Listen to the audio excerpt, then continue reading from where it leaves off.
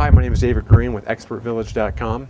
We will now discuss the proper setup and strategy to effectively working your way out of a house. And I say it that way because that's ultimately what you want to do. Is you want to have a strategy that is the quickest and most effective way to work your way out. You don't want to work your way in, you always want to work your way out.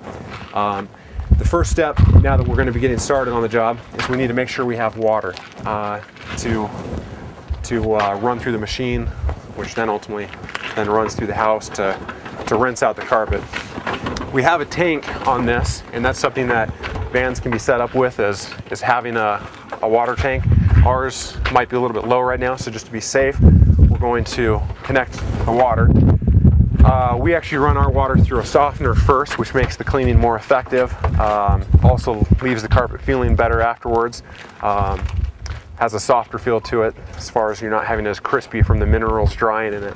And he's connecting that. They're connecting that right now. So once we have water and we can start filling up the machine, or if we don't have a tank, it will just be ready to go once the machine starts letting it feed through. The next step is going to be taking our pressure line and working our way out from the furthest point that we're going to be doing our cleaning. And he's going to take at least an initial 50 feet of hose off of the reel, and we know that by each of our hoses are 50 feet, so he'll disconnect the first hose. Sometimes if he knows he'll need quite a bit of hose, he'll take two hoses. And the idea is to go to the furthest point and lay the hose out.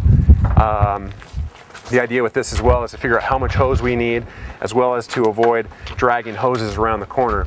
Then from there, once we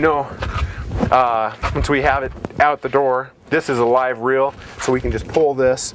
Live reel meaning that it's going to go from this reel directly into the machine, or sorry, from the machine directly into this reel, where if you don't have a live reel connection, you would disconnect this, connect it directly to the machine.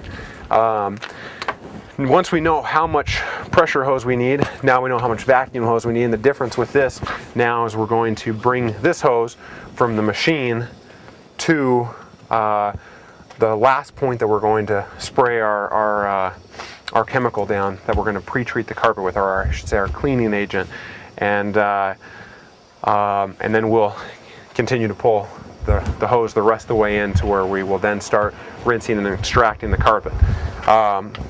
So that's where you'll see, actually, if you want to start taking hose off, I would imagine you'll probably need at least 100, maybe 150 feet of hose.